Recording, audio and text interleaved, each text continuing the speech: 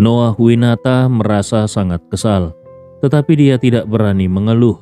Dia hanya bisa menghela napas dan pergi ke meja pendaftaran dibantu oleh pelayan pribadinya. Tempat pendaftaran itu sangat sederhana. Hanya ada satu meja kerja dan dua kursi plastik di depannya. Sebaliknya, para petugas di balik meja duduk di kursi kantor dengan sandaran. Meskipun kualitasnya tidak bagus, tapi jauh lebih nyaman daripada kursi plastik murah di depannya. Noah Winata merasa geram. Seorang miliarder pemilik aset triliunan kini harus duduk di kursi plastik seharga puluhan ribu. Namun dengan sopan, dia menyerahkan paspornya kepada petugas dan menunggu proses verifikasi. Salah satu petugas memeriksa wajah dan paspor Noah Winata berulang kali karena khawatir terjadi kesalahan identitas. Setelah yakin, salah satunya berkata, 035, akomodasimu selama di Makassar akan diatur oleh kami. Tapi biayanya kau tanggung sendiri. Tipe kamar dan harganya akan dijelaskan oleh staf hotel nanti. Sudah paham? Noah Winata merasa seperti akan masuk penjara. Tetapi dia tetap mengangguk dan berkata, "Baik, aku paham." Lalu petugas itu mengeluarkan 2 set baju olahraga baru. Di plastik pembungkusnya tertera angka 035. Petugas mendorong baju itu ke hadapannya dan berkata, "Ini pakaianmu. Total 2 set. Pihak hotel akan mencuci 1 kali sehari. 2 set ini cukup untuk dipakai bergantian. Namun, layanan laundry akan dikenakan biaya tambahan." Noah Winata menghela napas dan mengangguk. "Aku mengerti." Petugas lalu menatap pelayan pribadi dan Yunan yang ada di samping Noah Winata dan berkata, "Selama acara, setiap peserta lelang hanya boleh membawa 1 orang pendamping dan tidak boleh diganti di tengah jalan. Jadi sekarang kau harus tentukan siapa yang akan mendampingimu. Setelah itu langsung naik mobil bersama. Sisanya silakan pergi ke Bandara Halu Oleo atau cari akomodasi sendiri." Noah Winata tidak menyangka aturannya begitu banyak dan ketat. Dia pun menoleh ke arah Yunan dan berkata, "Tuan Yunan, selama beberapa hari ini, aku ingin kau menemaniku." Yunan segera menjawab dengan sopan, "Baik, Tuan Noah." Ketika Noah Winata duduk di dalam mobil sederhana yang sudah disiapkan oleh Ibnu Komar dan berangkat menuju pusat kota Makassar, suasana hatinya sangat kacau. Dia duduk di kursi belakang sebelah kiri tanpa sepatah kata pun. Di sebelah kanannya duduklah James Chandra yang usianya sudah lebih dari 100 tahun. James Chandra menyadari kalau suasana hati Noah Winata tidak baik. Maka dia tersenyum dan bertanya, "Sepertinya kau tidak terlalu senang ya?" Noah Winata menjawab dengan kesal, "Aku memang merasa tidak senang. Terus terang saja, sejak turun dari pesawat tadi, aku sudah merasa gelisah." James Chandra tersenyum tipis dan mengingatkan, "Karena kau sudah datang, maka sebaiknya kau tetap tenang." Noah Winata mengangguk dengan enggan, lalu dia tidak bisa menahan diri untuk meraba-raba dan memeriksa bagian dalam mobil. Wajahnya jelas menunjukkan rasa tidak puas. James Chandra bisa menebak kalau Noah Winata pasti tidak terbiasa dengan mobil kelas bawah. Bagaimanapun juga, harga seluruh mobil ini mungkin masih lebih murah daripada 1 kursi di mobil pribadi Noah Winata yang biasa digunakannya. Maka dia pun tersenyum dan berkata, "Noah, jangan meremehkan mobil ini. Ini mobil buatan dalam negeri." Noah Winata tersenyum kecut. "Aku tahu ini mobil buatan anak bangsa, tapi ini pertama kalinya aku duduk di dalamnya." James Chandra berkata dengan serius, "Bagi rakyat di sini, mobil ini memiliki makna yang sangat istimewa. Pihak penyelenggara pasti punya maksud dengan memilih mobil ini untuk menjemput kita." Noah Winata menjawab, "Kalau begitu, berarti penyelenggara lelang ini cukup patriotik." James Chandra mengangguk dan berkata, "Benar, kita harus menghormati setiap orang yang mencintai negara, karena mereka tidak akan salah memilih pihak dalam hal prinsip yang besar? Noahwinata tidak menanggapi. Dia hanya mengernyitkan keningnya dan tampak berpikir. Ketika rombongan mobil tiba di Hotel JX Marion, seluruh area hotel sudah disterilkan. Selain rombongan resmi dari pihak hotel, tidak ada orang luar yang diizinkan masuk. Namun, lobi hotel saat ini sangat ramai. Para peserta lelang yang dikirim ke sana satu persatu sedang mengantri untuk check-in. Yang membuat mereka stres adalah harga menginap di sana yang benar-benar tidak masuk akal. Untuk menginap selama 3 malam, bahkan kamar standar yang paling biasa saja, tarifnya mencapai lebih dari 50 juta. Semua orang tahu bahwa ini adalah kesempatan pihak penyelenggara untuk meraup untung dari mereka.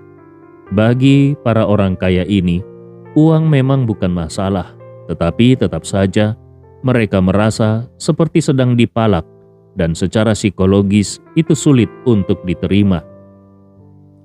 Ketika Noahwinata melihat harga untuk Presiden Suite selama 3 malam mencapai harga 200 juta, dia pun mengumpat di dalam hati.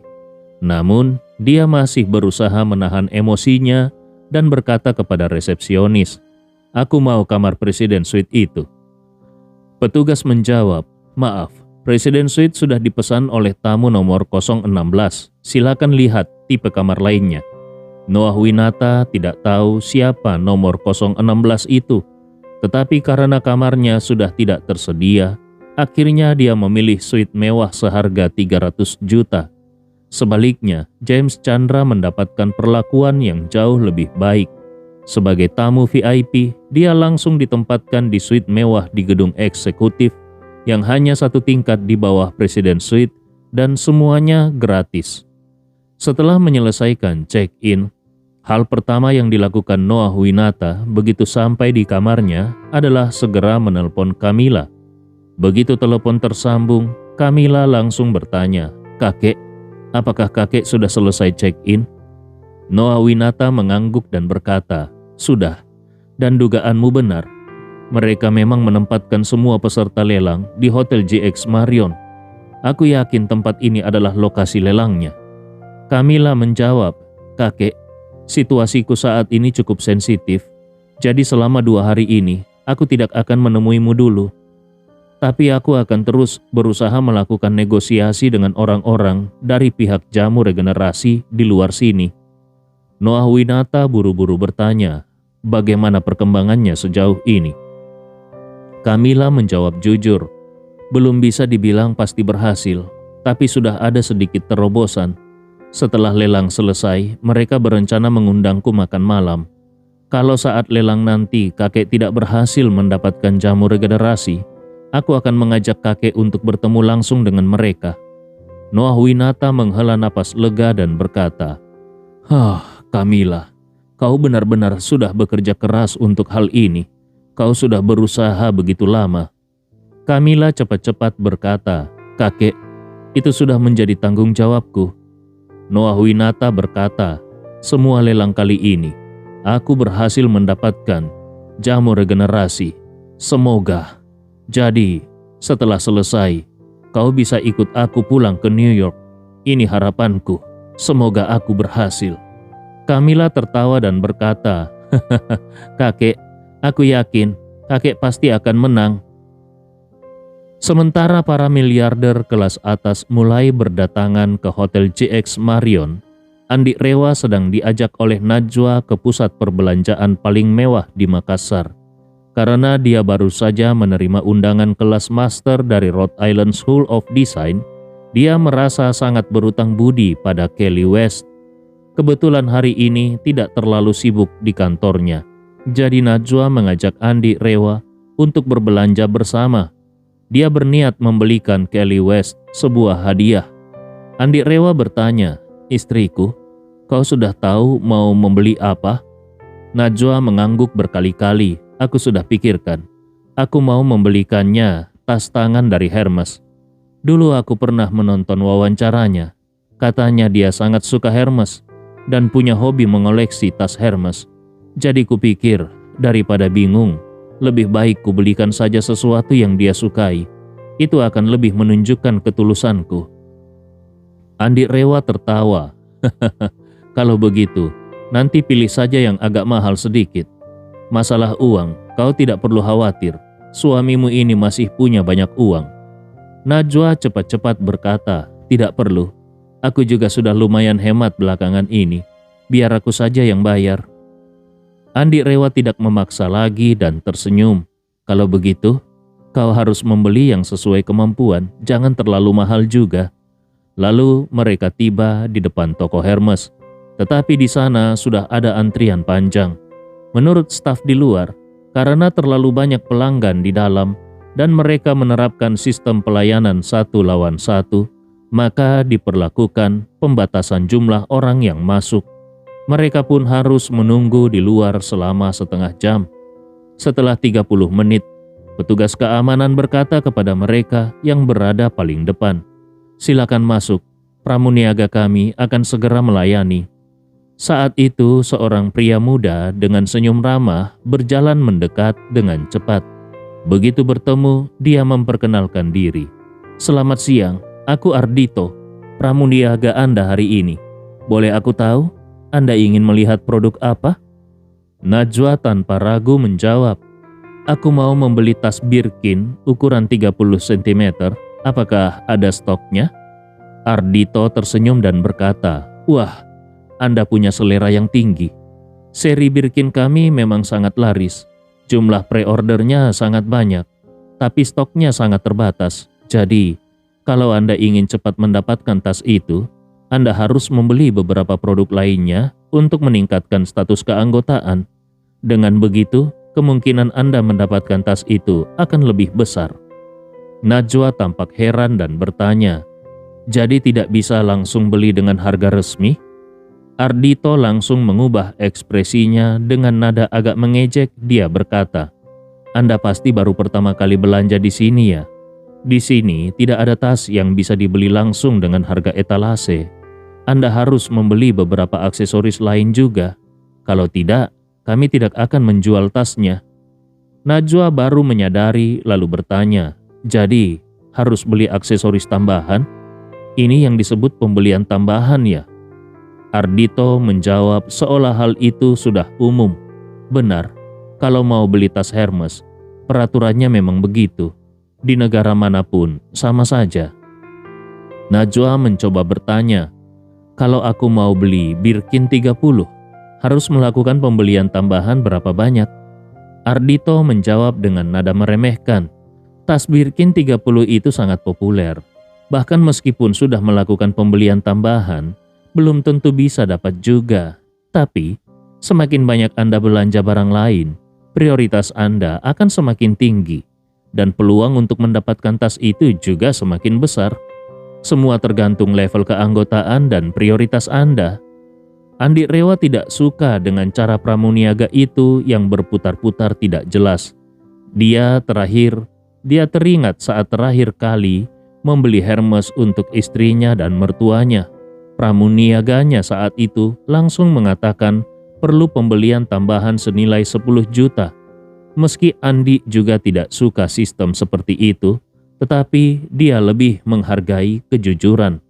Jadi, dia langsung berkata kepada Ardito, "Jangan berbelit-belit. Langsung saja katakan, kalau mau beli Birkin 30, minimum pembelian tambahannya berapa banyak?" Melihat Andi Rewa langsung menanyakan jumlah pembelian minimum, si pramuniaga tersenyum agak meremehkan. Si pramuniaga kemudian berkata, "Tuan, tadi aku sudah mengatakan kalau tas ini sangat diminati. Jadi kau harus terlebih dahulu mengumpulkan nilai belanja tertentu di toko kami. Setelah nilai belanjamu melebihi pelanggan lain yang juga mengantri untuk tas ini, barulah kami bisa memberikannya kepadamu." Andi Rewa tertawa kecil dan berkata, "Kalau aku sudah melakukan pembelian tambahan senilai tertentu, tapi akhirnya kalian tetap mengatakan kalau tas itu tidak tersedia, bagaimana? Bukankah itu artinya aku menjadi korban penipuan?" Ekspresi si pramuniaga seketika tampak tegang. Namun dengan cepat dia kembali tenang dan berkata sambil tersenyum lembut, Tuan, kalau kau sudah melakukan pembelian tapi tetap tidak mendapatkan tas itu, satu-satunya kemungkinan adalah karena ada pelanggan lain yang melakukan pembelian tambahan lebih banyak darimu. Andi Rewa tersenyum. Cara kalian ini benar-benar tidak transparan. Entah ada pelanggan lain yang belanjanya lebih banyak atau tidak. Semua tergantung ucapanmu, tanpa menunjukkan bukti apapun. Bagaimana aku bisa percaya? Si Pramuniaga melihat Andi begitu menekan, lalu menganggap Andi pasti tidak punya uang dan hanya datang untuk mencari hiburan. Dia pun tertawa sinis dan berkata, "Maaf Tuan, ini sudah menjadi aturan kami. Berapapun nilai pembelianmu, kau tetap harus mengikuti ketentuan toko kami. Jadi, kalau ingin membeli tas ini, kumpulkan dulu pembelian tambahan dalam jumlah yang cukup. Kalau tidak, silakan lihat merek lain yang tidak memerlukan pembelian tambahan." Kebanyakan pramuniaga di butik barang mewah adalah orang-orang yang sangat cerdik. Mereka tidak hanya memiliki kepekaan pengamatan yang tinggi, tetapi juga sangat memahami psikologi pelanggan. Yang lebih penting lagi, banyak dari mereka tidak memiliki etika dasar yang seharusnya dimiliki oleh seorang tenaga penjual. Saat ini, Najwa mulai curiga dan merasa si pramuniaga tidak berniat baik. Dia pun berkata kepada Andi, "Bagaimana kalau kita cari toko lain saja?" Andi Rewa menggeleng dan tersenyum. "Kau sudah mengatakan kalau orang itu memang menyukai merek ini. Kalau kita belikan merek lain, bisa jadi dia tidak suka. Kalau begitu, lebih baik tidak usah memberikan hadiah." Sambil berkata begitu, Andi Rewa menepuk punggung tangan istrinya dan tersenyum. "Tenang saja, serahkan saja kepada suamimu." Kemudian Andi Rewa menoleh ke arah pramuniaga itu sambil tersenyum tipis dan berkata, "Baiklah, mengingat bos kalian sebentar lagi akan menjadi pelangganku, aku juga harus mendukung usahanya." Bos yang dimaksud Andi adalah Bernard Arnault, orang yang baru saja mengakuisisi merek tersebut. Raja barang mewah itu kini sudah menjadi pemilik dan lebih dari setengah merek mewah dunia, dengan kekayaan bersih yang menembus 1 triliun. Yang menarik, hari ini kakek tua itu juga baru tiba di Makassar, dan orang yang menyewa kamar Presiden Suite di Hotel JX Marion dengan harga fantastis adalah dirinya. Namun, si pramuniaga mana mungkin tahu kalau bos yang disebut Andi adalah pemilik tertinggi dari merek itu.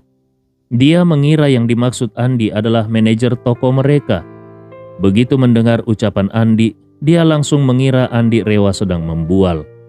Sebelumnya juga sering ada pelanggan yang datang dan mengaku mengenal manajer toko atau manajer regional, hanya agar bisa membeli dengan nominal pembelian tambahan yang lebih sedikit.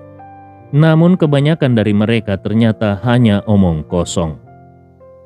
Si pramuniaga pun mengejek sambil berkata, "Maaf Tuan, manajer toko kami sudah mengatakan, siapapun yang menyebut namanya tetap tidak berlaku, kecuali dia sendiri yang melayani. Tuan mengatakan kenal dengan manajer kami. Apakah perlu aku panggilkan sekarang, supaya Anda bisa berbicara langsung?" Andi Rewa mendengarnya dan tertawa geli. Orang-orang seperti ini, meskipun tampilannya terlihat rapi, tetap saja hanya bisa berkutat di level bawah. Dia bahkan mengira bos yang dimaksud Andi adalah manajer toko. Bisa dibayangkan betapa sempitnya wawasan orang ini. Andi pun melambaikan tangannya dan tersenyum. "Tidak perlu. Yang aku maksud bukan manajer toko kalian." Sambil berkata begitu, Andi tidak ingin memperpanjang perdebatan. Lalu berkata santai, "Baik, aku akan membeli barang senilai 30 juta. Pilihkan semua dari barang yang paling sulit kalian jual di toko ini." Pramuniaga itu langsung terkejut dan terperangah, lalu refleks bertanya, "Tuan, Anda tidak sedang bermain-main denganku, bukan? Padahal harga pembelian tambahan untuk tas ini umumnya hanya sekitar 5 juta. Selama tidak bertemu dengan pramuniaga yang terlalu licik, bahkan pelanggan baru pun bisa mendapatkan tas itu kalau melakukan pembelian tambahan 3 juta. Namun, Andi Rewa langsung berkata akan membeli senilai 30 juta yang jelas jauh melampaui harga pasar. Dengan kata lain, Sekalipun pramuniaga itu ingin menipu, mereka pun tidak akan berani menetapkan jumlah sebesar itu. Andi Rewa melihat wajah pramuniaga yang kebingungan, lalu tersenyum dan berkata, "Aku tidak punya waktu untuk datang ke sini hanya untuk mempermainkanmu. Aku bisa melakukan pembelian tambahan hingga 30 juta. Tapi aku hanya punya satu syarat. Tas yang aku inginkan harus langsung dimasukkan ke dalam transaksi bersama barang-barang lainnya."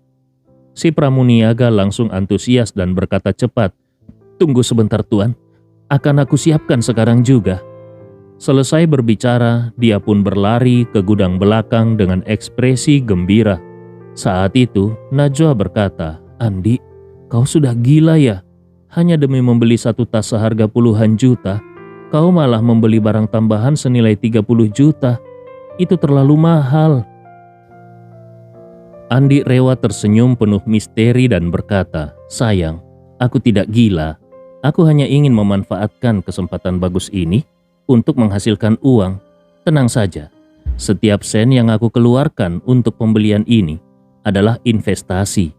Sebelum malam ini, aku pasti akan mendapatkan kembali semuanya, lengkap dengan keuntungannya." Najwa tampak bingung. Dia tidak mengerti maksud ucapan Andi yang yakin kalau bisa balik modal sekaligus untung. Namun, karena dia sudah sangat mengenal karakter Andi, dia tahu bahwa kalau Andi sudah berkata demikian, maka itu pasti bukan omong kosong. Najwa pun bertanya, "Kau yakin pramuniaga itu tidak sedang berniat menipu kita?" Andi Rewa menjawab sambil tersenyum, "Tenang saja, kau tidak perlu khawatir. Saat ini pramuniaga bernama Ardito itu sedang berada di gudang, mencari stok lama yang sudah bertahun-tahun tidak terjual. Beberapa di antaranya bahkan merupakan stok dari saat toko itu baru buka 7 atau 8 tahun lalu dan sampai sekarang belum laku terjual. Tidak lama kemudian, dia pun mengumpulkan semua stok tersebut ke dalam 3 kotak besar dan dengan susah payah membawa kotak-kotak itu satu persatu keluar. Dia menata ketiga kotak besar itu dengan rapi di hadapan Andi, dan dengan sikap yang sedikit lebih hormat dia tersenyum dan berkata, "Silakan dilihat, totalnya sekitar 29.800.000. Tidak perlu sampai genap 30 juta, ini saja sudah cukup." Andi Rewa tersenyum dan mengangguk, lalu berkata sambil tertawa, "Aku tidak menyangka. Kau bahkan memberiku potongan 200.000. Aku jadi merasa sungkan." Ardito mengira Andi sedang bercanda, lalu dengan sedikit canggung dia berkata, "Tuan, kalau menurutmu barang-barang ini terlalu banyak, sebenarnya bisa dikurangi lagi. Bagaimana kalau aku kurangi sekitar 500.000? Apakah kau setuju?" Andi Rewa langsung melambaikan tangannya, Jangan dikurangi." Sambil berkata begitu, dia membuka isi kotak dan memeriksa barang-barang di dalamnya. Dia melihat banyak kemasan yang tertutup debu tebal. Lalu dia tersenyum dan berkata, "Hari ini aku memang datang untuk berburu barang antik. Barang sebagus ini tentu tidak bisa kulewatkan. Bungkus semuanya untukku. Lalu ambilkan tas yang aku inginkan. Aku akan membayar semuanya sekaligus." Ardito buru-buru menjawab, "Mohon maaf, tadi aku terlalu fokus mengambil barang-barang ini, jadi belum sempat mengambil tasnya. Mohon tunggu sebentar, akan segera aku ambilkan." Setelah itu dia buru-buru kembali ke gudang dan keluar dengan sebuah kotak kertas berwarna oranye. Di depan Andi dan Najwa, dia dengan hati-hati membuka kotak itu dan mengeluarkan sebuah tas tangan dari kantung pelindungnya. Lalu menyerahkannya kepada Andi Rewa sambil berkata dengan penuh perhatian, "Tuan, silakan lihat, ini adalah warna abu-abu yang paling tren tahun ini, juga warna yang paling diminati dalam seri ini. Kalau Tuan benar-benar membeli semua barang pelengkap tadi, tas ini akan menjadi milik Tuan." Andi Rewa mengangguk dan bertanya kepada Najwa, "Sayang, bagaimana menurutmu tas ini?" Najwa mengangguk pelan dan berkata, "Tasnya memang bagus." Andi Rewa mengangguk, Dan kemudian dia langsung berkata kepada Ardhito, "Ayo, hitung semuanya dan aku akan membayarnya." Ardhito begitu bersemangat hingga tangannya sedikit gemetar. Dia benar-benar tidak menyangka kalau hari ini dia akan bertemu dengan pelanggan super besar. Biasanya orang-orang kaya memang suka berbelanja dalam jumlah besar. Namun mereka semua sangat cermat dan perhitungan. Saat mereka membeli barang tambahan, mereka juga akan berusaha menekan jumlahnya. Mereka juga selektif terhadap barang-barang tambahan dan hanya mau barang yang masih cukup mudah dijual kembali. Barang-barang lama yang sudah tersimpan bertahun-tahun seperti ini jelas tidak akan dibeli oleh siapapun. Kalau tidak seperti itu, barang-barang ini tidak akan menumpuk selama bertahun-tahun.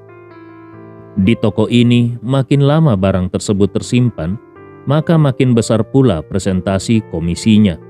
Jadi, dengan Andi membeli hampir 30 juta barang yang sulit dijual, bulan depan saat gaji dibagikan, komisi pribadi Ardhito bisa mencapai sekitar 10 juta.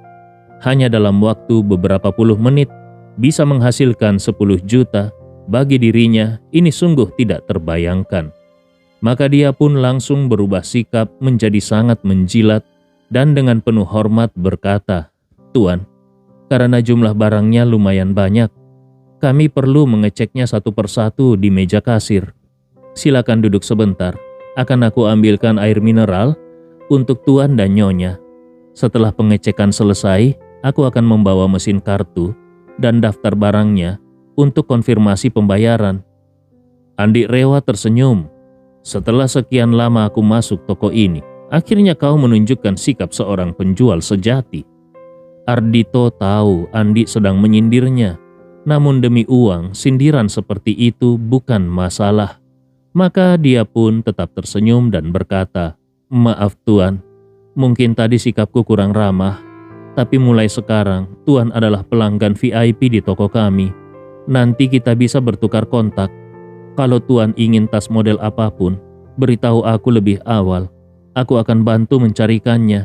Dan bila Tuan datang lagi, beritahu saja aku sebelumnya. Aku akan siapkan tempat parkir khusus agar Tuan tidak perlu lagi antri seperti hari ini." Andi Rewa malas berdebat lebih jauh. Dia hanya tersenyum ringan dan berkata, "Sudah cukup. Segera cetak nota dan bawa mesin kartunya. Aku sibuk dan waktuku berharga."